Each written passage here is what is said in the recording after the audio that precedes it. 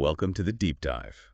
Today, we're tackling something really fascinating. We're not just looking back at history, we're using, well, cutting-edge science Yeah. to uncover secrets that were buried for over 100 years.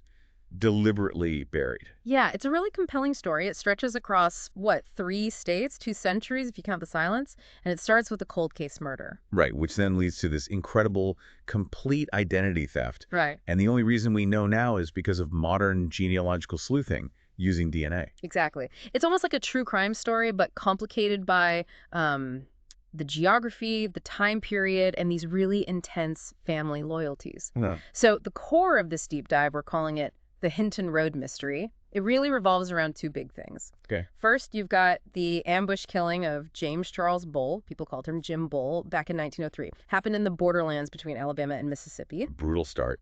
And the second part. That's the disappearance. After the murder, his daughter Maddie Bull and her husband Joseph Haney, who was actually Bull's son-in-law, they just vanish completely, and they pop up later, living out their entire lives under new names. James Wesley Stewart and Maddie Laura Bonner, successfully, for decades. Wow. Okay, so our mission today for you listening is pretty clear, right? We're going to rely completely on the historical documents, the court records, the newspaper clippings, and especially the genealogical findings that the Bull family descendants themselves have gathered. We need to unpack all that evidence. And crucially, we have to separate the two parts. There's the certainty we now have the genealogical solution, how we know Haney was Stewart. That's solved. But then there's the other part. Right, the enduring mystery, the dark cloud, really, around the original crime. Who actually killed J.C. Bull? Because the investigation back then, well, it didn't exactly wrap things up neatly. So we want to show you how science, DNA, can just slice through decades of lies and fake documents. Yeah. But also why sometimes the legal question, the whodunit, you just stay unanswered forever. That's the plan. Let's dig in. Okay, so to really get a feel for how they could even pull off such a huge deception and understand the violence that kicked it all off, we need to picture the place and the time. We're talking about the rural borderlands of the Deep South, right around the turn of the 20th century. So imagine Choctaw County, Alabama. The county seat is Butler, and it borders Clark County, Mississippi, and also Clark County, Alabama.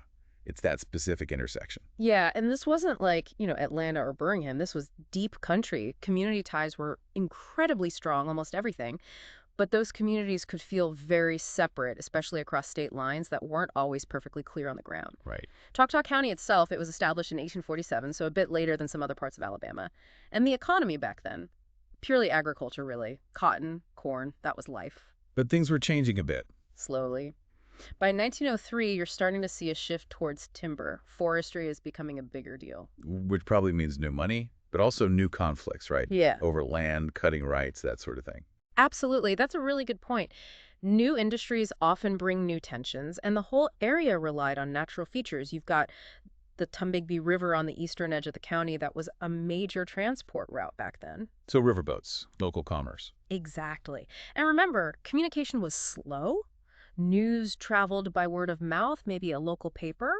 Governance was very localized. Your sheriff, your justice of the peace, they were powerful figures in a small area. And that local focus, that intense loyalty within these little pockets, Yeah. it could easily spill over into feuds, couldn't it? Long-running ones, maybe even violent ones. Oh, definitely. Grudges could last generations. It's also worth remembering, just for context, that much later, this whole area would boom when they discovered oil in Gilbertown in 1944. Oh, okay. But back in 1903, when our story starts, life was pretty hard. It was about the land, who you knew, local connections. And that idea of local knowledge and just being able to move around is key here. You mentioned U.S. Highway 84 runs through there now, but even back then, there were established roads connecting these settlements, even if they were just dirt tracks. Right. And the really important ones for this story were the local roads, especially near that Alabama-Mississippi border. Sure. Like the Hinton Road, that's where the murder happened, right? Right. Right near the edge of Choctaw County. Exactly. And that ease of movement, that fluidity across the state line, that's precisely what helped the fugitives later on. Because it was harder to track people. Immensely harder. Think about it. Limited communication, different jurisdictions. A sheriff in Alabama might have a real headache trying to get cooperation or pursue someone just a few miles away in Mississippi. Crossing the state line was a big deal legally. A huge deal. And this border hopping, it complicated everything for law enforcement, even when they were just trying to keep track of someone established, like our victim, James Charles Jim Bull. Okay, let's bring him in. Jim Bull, born 1856. He was clearly a known figure in this area until his life was cut short in that ambush in 1903. He was, and right away we hit our first little bit of historical fuzziness. It shows how easily details could get mixed up, maybe even deliberately changed, even before anyone tried to vanish. What's that? Well, some of the family records, the ones kept by descendants, they list J.C. Bull's birthplace as Alabama. Okay. But if you cross-check that with multiple official U.S. Census records from the time, they consistently list his birthplace as Mississippi. Huh. So not a huge distance, obviously. They border each other right there. No, it's not far at all. But it just underlines how blurry that state line could feel in people's lives and how even a basic fact like where you were born could get recorded differently or maybe just misremembered over time. So he was probably a Mississippian who lived and worked near or maybe moved across the border into Alabama. Or maybe it just didn't matter much day to day which side he was technically on. That seems likely. We know he married Susan Margaret Elizabeth Long. They got married over in Clark County, Mississippi back in January 1876. And they had several kids. But for our story today, for this deep dive, we really need to focus on two of their daughters. First, Maddie Laura Bonner Bull. She was born in 1878. Maddie Laura Bonner Bull, got it. And second, Minnie Love Bull, born in 1880. But it's Maddie, the older one, whose life gets tangled up with Joseph Haney. Her story is really the anchor for this whole mystery. So before the murder, the relationship between J.C. Bull, the victim, and Joseph J. Haney, the man who would become the main suspect, it was actually pretty complex and deeply embedded in how that community worked. They weren't enemies, not initially anyway. Quite the opposite. Really, not enemies. Because usually in these cases... No, and we have proof, actual documentary proof of them being allies. And it comes from this wild incident that happened about 8 years before the murder, something called the Christmas Eve Assault of 1895. Christmas Eve assault. That sounds dramatic, like something out of a, I don't know, a dime novel. It kind of does. It happened at a community Christmas tree celebration. In Hinton, which is right there on the border, we have newspaper accounts, like one from the Montgomery Advertiser on January 1st, 1896. It talks about a difficulty, as they called it. A difficulty. Understated. Very. What happened was J.C. Bull, our guy who gets murdered later, he got into some kind of fight and knocked another man, Frank Boykin, down with his fist. Okay, so Bull wasn't just some passive farmer. He could handle himself in a fight. Oh, definitely. But then it got way worse. While Bull was standing over Boykin, Boykin apparently had a pistol and it went off. Whoa. And here's the crazy detail. This is the part that sounds like a movie. The bullet went through Bull's clothes, hit a knife he must have been carrying. No way. Yes. Hit his knife, got deflected, and ended up lodging in his sock. Harmlessly. A bullet deflected by a knife Right. lands in his sock. That's unbelievable. It really paints a picture of that time and place, doesn't it? Violence was just under the surface. Absolutely. But Bull wasn't out of the woods.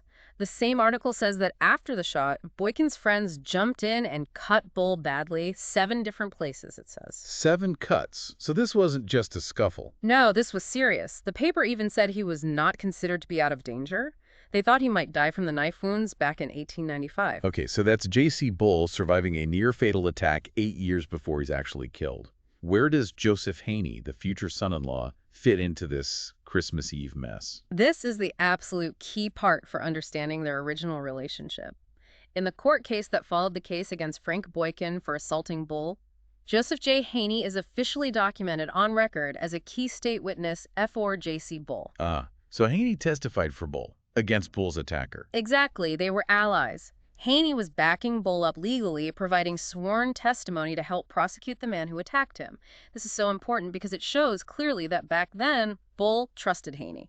Trusted him enough to rely on his word in a serious legal fight. That completely changes the dynamic. They weren't enemies. They were partners in seeking justice, at least in 95. Right. And that bond went even deeper. It wasn't just legal support, it became family. How so? Joseph J. Haney married J.C. Bull's daughter, Maddie Laura Bull, the one we mentioned earlier. He married Maddie, the daughter of the man he helped in court. Yep. So that marriage really cements Haney right into the Bull family structure. He's not just some neighbor or associate anymore. He's kin. He's the son-in-law. Okay, so you have this alliance, this trust, this marriage. And Haney himself, was he known as a troublemaker? Or did he have some standing in the community? That's the other layer of irony here. Haney wasn't some outcast or a known criminal. Oh. Far from it. Just before the murder, he actually held a position of, well, public trust. Really? What was that? We have records confirming it. Joseph J. Haney was appointed a justice of the peace. A JP, wow. Yeah, and get this, he was appointed just 4 months before the murder of his father-in-law in January 1903. 4 months. Yeah. So he was literally a local official, supposed to uphold the law, handle small court matters. People must have seen him as respectable, trustworthy. Exactly, a pillar of the community, you might say. Someone given public authority. So to go from being Justice of the Peace Haney in, say, late 1902, to being indicted for murdering your own father-in-law and then running from the law, that's a staggering fall from grace. A complete U-turn. It makes you wonder, right? Was there some hidden dark side all along? Or did some pressure, maybe related to that old 1895 fight, or maybe something totally new just boil over, something so intense he threw away his reputation, his position, everything? Yeah. That sudden shift from respected JP to prime murder suspect happened incredibly fast. And it sets the stage for what happened next on that lonely road near Hinton. Yeah, that background, Haney's position as a JP, it just makes the sudden, violent death of J.C. Bull even more jarring for everyone who knew them. So James Charles Bull was murdered, ambushed specifically, on January 11th, 1903. January 11th, okay. Right. And it happened on the Hinton Road, you said, close to that Alabama-Mississippi line we talked about. That's right, near the border. An ambush suggests it was planned, right? Not a spur-of-the-moment thing. Definitely sounds like it. And news like that must have spread like wildfire in a small community. Oh, absolutely. It would have been a huge shock. We see it reflected in the local paper, the Choctaw Advocate. Their editions on January 14th and January 21st talk about the tragic incident and the ongoing investigation. Everyone would have known. A prominent local man, one who'd already survived that crazy attack years before, was now dead, shot down. And the investigation. It didn't take long for fingers to point towards his own family, did it? Towards Joe Haney and his relatives. The focus shifted very quickly. The court records from the following years, 1904 and 1905, they lay out what happened next legally. Indictments for murder came down. Against who? 3 men were indicted for killing J.C. Bull. First, Joe Haney, the son-in-law, the former JP. Second, his father, Thomas Calvin Haney. Joe's dad. Okay. And third, his brother-in-law, a man named John Lewis. Okay, let's just pause there so everyone listening can keep track. We've got the victim, J.C. Bull, the main suspect who becomes a fugitive, his son-in-law, Joe Haney, and then 2 others indicted alongside him, Joe's father, Thomas Calvin Haney, and Joe's brother-in-law, John Lewis. These last 2, they stayed. They didn't run. That's right. They stayed to face the charges, which really highlights how this tore families apart, you know? It became a family affair in court. And get this. The person who filed the initial formal complaints against Lewis and Calvin Haney, accusing them of the murder, it was W.P. Cooper. W.P. Cooper, who was he? He was J.C. Bull's nephew. Wow. So the victim's nephew officially accused the suspect's father and brother-in-law. That's intense. It really shows the pressure, right? From the victim's side of the family demanding justice. Cooper filed those complaints on August 18th, 1904. And did Cooper's involvement stop there? No, there's another detail. John Lewis, the brother-in-law, had apparently crossed over into Mississippi after the murder. Using that border fluidity. Exactly. And the state actually authorized W.P. Cooper, the nephew, as the official agent to go into Mississippi and bring John Lewis back to Alabama to face the charges. So they sent a family member across state lines to retrieve one of the accused. That underlines how tricky that border situation was for law enforcement. Definitely. But okay, so you have these 3 men indicted, Joe Haney, his father Calvin, his brother-in-law John Lewis. What happened in court? Their fates were very different. Right. Joe Haney ran. We know that. What about the other 2? Thomas Calvin Haney and John Lewis, they actually went to trial. The court records show their trial was scheduled for March 30, 1905, right there in Choctaw County. And the verdict. Both of them, the father, Thomas Calvin Haney, and the brother-in-law, John Lewis, were acquitted. Acquitted. So the jury found them not guilty. That's what the record says. Legally, the state couldn't prove its case against them beyond a reasonable doubt. That's huge. It means, legally speaking, those 2 men were cleared. It fundamentally changes things, doesn't it? Now, legally, an acquittal doesn't necessarily mean the court decided they were factually innocent, you know? It just means the prosecution didn't meet the burden of proof. But for the official record, the case against Calvin Haney and John Lewis was closed. They were free men. Okay, So the father and brother-in-law are acquitted. What about the main guy, the son-in-law, Joe Haney? Joseph J. Haney, the justice of the peace, the one married to the victim's daughter. He fled. He skipped town. And because he fled, he was never tried. Never tried. So his guilt or innocence in the eyes of the law was just never determined. Never. His flight meant the court never got to hear the case against him. Doesn't that combination, though, his family members getting acquitted and him running, doesn't that make it seem even more likely that he was the one? Like maybe the community or even the legal system implicitly thought he acted alone or was the main actor? It certainly points the finger of suspicion squarely at him, doesn't it? That's the logical conclusion many would draw. But here's where we have to be really careful, sticking to the records. What we have is circumstantial. We have potential motive, maybe related to the old fight, maybe something else. We have opportunity, he has family, new Bulls routines, and we definitely have flight, which always looks bad. Right. Consciousness of guilt, they call it. Exactly. But what we don't have is a conviction. We don't have a court saying, yes, Joe Haney did it. His escape effectively shut down the legal process for him. And because of that, the central criminal question, who actually shot J.C. Bull on the Hinton Road that day, remains officially, historically, unsolved. No. Acquittals for two, a fugitive for the third. What a mess. A legal mess and a personal tragedy that was far from over, because Haney didn't just run, he took someone with him. Yeah, so with that murder indictment hanging over Joe Haney and his father and brother-in-law facing trial back home, he and Mattie Bull Haney remember J.C. Bull's own daughter. They made this absolutely life-altering decision. They decided to just erase themselves. Not just leave town, but become entirely new people. Completely sever every single tie. Their flight wasn't just about escaping the law, it was about constructing a whole new reality. It led to this deep generational identity theft that lasted for decades. Okay, this is where it shifts from just a local murder story to something else entirely.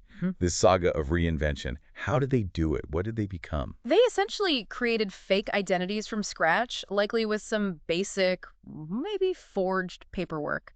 Joseph Haney, the fugitive son-in-law, became James Wesley Stewart. James Wesley Stewart, okay. And his wife, Mattie Bull Haney, J.C. Bull's daughter, she took the name Mattie Laura Bonner. Mattie Laura Bonner. Why Bonner, do we know? Was that just random? That's an interesting detail. It likely wasn't random. Genealogical research shows that Bonner was actually a known family name connected to the wider Bull ancestry. Ah, so it provided a little thread of plausibility. If someone asked casually about her maiden name, Bonner might sound familiar in certain circles, maybe. Possibly. Or maybe just gave her a sense of connection, however thin. But the main point is, they stuck to these names. James Wesley Stewart and Mattie Laura Bonner. For the rest of their lives. How long do they live under these aliases? Decades. Joseph Haney, a.k.a. James Wesley Stewart, died in 1941. Mattie, a.k.a. Mattie Laura Bonner, lived much longer until 1955. 50 years. She lived as Mattie Laura Bonner for almost 50 years after her father's murder. Roughly, yeah. It's an incredible length of time to maintain such a profound deception. Do we know when they started using these names? Like the first proof? We do, actually. The researchers found the earliest documented use of the J.W. Stewart alias. It's on a health certificate issued in Jacksonville, Florida. Dated October 9th, 1905. October 1905. So that's about 2 years and 9 months after the murder in January 1903. They moved pretty quickly to establish the new identities. Very quickly, thoroughly, decisively. They built this new life fast. But they didn't stay in Florida, did they? I thought you said they ended up elsewhere. Right. Florida seems to have been maybe a temporary stop, or perhaps just a place to get some official-looking paperwork started. A strategic choice, maybe, to put distance between themselves and Alabama, Mississippi. Makes sense. Create a false trail. Exactly. After Florida, they moved again and settled down for the long haul in South Carolina. South Carolina, okay. And that's where they raised their family. They had children, Nettie Elnora Stewart, Ethel Josephine Stewart, Mattie Eleanor Stewart. These kids grew up knowing their parents only as James Wesley Stewart and Mattie Laura Bonner. That was their reality. So the children had no idea about the names Haney or Bull or the murder. None whatsoever, as far as the records show. And it wasn't just passive silence. Joe and Mattie actively managed the lie. How so? The family research confirms they consistently told everyone in South Carolina that they were from Florida. Reinforcing the false trail. Precisely. It was a deliberate, calculated move to cut off any potential link back to the Alabama-Mississippi borderlands, back to the name Haney, back to the murder of J.C. Bull. This brings us to maybe the most puzzling and frankly the most human part of this whole thing, Maddie's role. We know Haney fled, which, strongly suggests guilt. But let's just hold that thought for a second, because the criminal case is technically still open. The really profound question is about Maddie. Why? Why did J.C. Bull's own daughter show such complete, unwavering loyalty to the man accused of killing him? It's deeply unsettling when you think about it. Her actions seem to fly in the face of what you'd expect, right? Filial duty, loyalty to her murdered father. Instead, she abandons her father's name, helps her husband escape justice, cuts off all ties with her past, including her own mother. Wait, her mother was still alive, Susan Longbull? Yes, Susan lived until 1933. So Maddie lived for 30 years after the murder while her own mother was still alive and apparently had no contact. Cut off her own mother. It appears so. That level of deliberate distance, that silence, it's staggering, imposed by the victim's own daughter. It suggests the motivation behind maintaining that alias was incredibly powerful. What could possibly motivate that? To choose her husband, the accused killer, over her entire family, her murdered father, her living mother. We can only speculate, of course. Maybe it was an overwhelming love, a bond so strong she'd do anything to protect him and the life they built. Or maybe Maddie knew more than we think. What do you mean? Maybe she knew the real story of what happened on Hinton Road. Whether Joe pulled the trigger, or maybe someone else did and Joe took the fall, or was involved somehow. Whatever the truth was, perhaps she knew it and chose to bury it to protect her husband, herself, and crucially, their children from the consequences. Sacrificing her entire past, her identity, to give her children a future, even if it was built on a lie. It seems like a possible explanation for such extreme, sustained action. Think about the constant vigilance it must have required. Yeah, 50 years of keeping the story straight. Every time you meet someone new, fill out a form, go to the doctor, talk to your kids. Always being Maddie Laura Bonner from Florida, never Maddie Bull Haney from Alabama, Mississippi. Did they ever slip up? Not that we know of from the available records. The success of their deception really hinged on moving away to a different state and sticking to that simple, plausible lie, we're from Florida. Back in the early 20th century, verifying someone's background across state lines was incredibly difficult unless law enforcement had a very specific reason and resources to dig deep. So Maddie's silence was just Yeah, absolute. it was perhaps the most powerful force in keeping this secret. A silence she maintained until the day she died in 1955, ensuring her children, and likely her grandchildren, grew up completely unaware of their true connection to the tragic events on the Hinton Road. So, fast forward through the decades. You end up with these two completely separate groups of descendants, totally unaware of each other's existence or the connection. On one side, you have the Stewart family down in South Carolina. They believe their ancestor was a man named James Wesley Stewart, who came from Florida. Right, that was the story they knew. And on the other side, back in the Alabama-Mississippi borderlands, you have the descendants of the Haney and Bull families. They knew the story of J.C. Bull's murder, and they knew that his daughter Maddie and her husband Joe Haney had vanished right afterward, under a cloud of suspicion. Two parallel family histories running along for generations, separated by this wall of silence Maddie and Joe built. A wall that lasted, what, over a century? Well over a century, just this massive, sustained fabrication. Until science came along. Mhm. This is where modern genetics walks onto the stage and does what old-fashioned police work in decades of time couldn't do. How did they finally break down that wall? It was the combination, really, the sophisticated use of modern genetic genealogy tools. Specifically, they used Y-DNA testing and autosomal DNA testing. This isn't like, a guess or circumstantial evidence. This is hard science finally cracking the code. Okay, let's break that down a bit, because this is how the identity part got solved. Why DNA and autosomal DNA? How did they work here? Right. So the process needed cooperation. It needed descendants from both sides of that wall, the Stewarts in South Carolina and the Haney's Bulls back in Alabama, Mississippi, to be willing to take DNA tests and share their results for comparison. Okay. The Y-DNA test was absolutely crucial for figuring out who James Wesley Stewart really was. Y-DNA traces the direct paternal line, father to son, almost unchanged down through generations. Right, only males have a Y chromosome. Exactly. So researchers got a Y-DNA sample from a male descendant of the man known as James Wesley Stewart. They compared his Y-DNA signature to the Y-DNA signatures of known male descendants of the original Haney family back in Alabama, the ones who didn't flee. Mm. It was a perfect match, absolutely conclusive. The Y-DNA proved scientifically that the paternal lineage of James Wesley Stewart was identical to the Haney paternal lineage. There was no question. James Wesley Stewart was Joseph J. Haney. Boom. Science confirms the fugitive's identity. Yeah. What about Maddie? How did they confirm she was Maddie Bull? That's where the autosomal DNA test comes in. Autosomal DNA is the kind most people do with services like Ancestry DNA or 23andMe.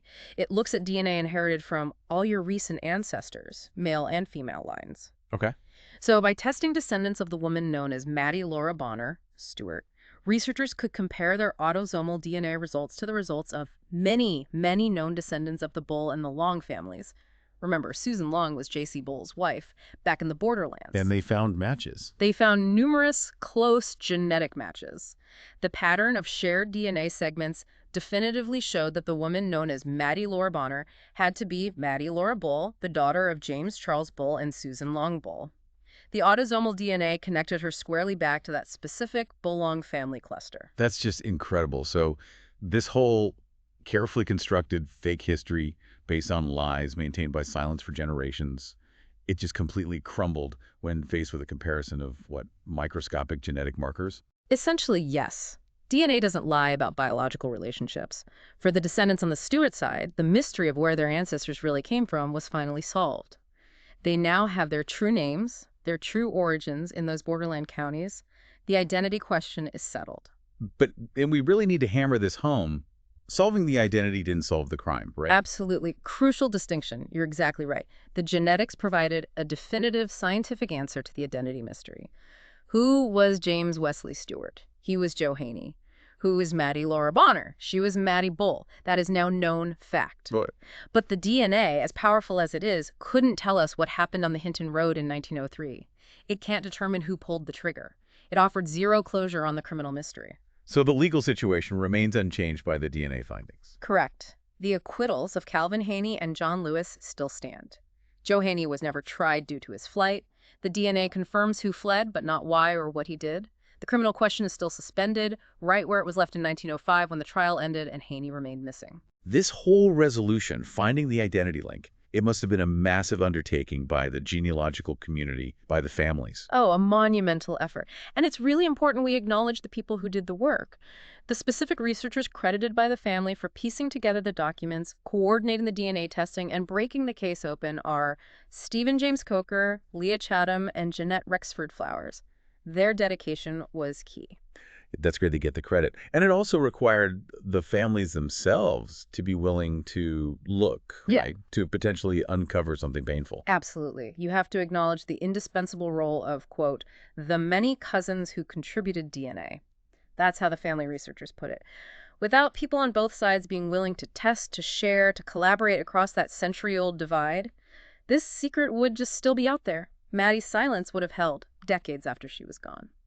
So what a journey. We've gone from a dusty, probably dangerous road in Choctaw County, Alabama, back in 1903, through nearly 50 years of secrets and lies lived out across Florida and South Carolina, all the way to the DNA labs of the 21st century. And the result? We know who they were. We know James Wesley Stewart was really Joseph J. Haney, the indicted son-in-law. And we know Maddie Laura Bonner was really Maddie Laura Bull, the victim's daughter who fled with him. The science and the documents confirm the aliases. They paint a picture of the volatile community dynamics back then. They record those crucial acquittals of the other accused men. Right. But that central question, the identity of J.C. Bull's actual murderer, that remains elusive, locked away, maybe forever, beyond the reach of the evidence we have. Exactly. The story isn't finished in that sense. And this whole saga, this truth, hidden by one family's desperate choices, uncovered by science for descendants just seeking their roots, it leaves you thinking, doesn't it? When a painful truth like this comes out after so long, what responsibility comes with that knowledge? Maddie chose silence. A silence that built a new life but erased a past. It protected her husband, her children, for decades. But you have to wonder, which silence in the end was more powerful? Hers. The silence she maintained until she died. Or the silence that even now still shrouds the identity of whoever really killed James Charles Bull back in 1903. That is the question still hanging over the Hinton Road, isn't it? A secret that outlasted memory but couldn't quite outlast science. Thanks for diving deep with us on this one. We'll see you next time on The Deep Dive.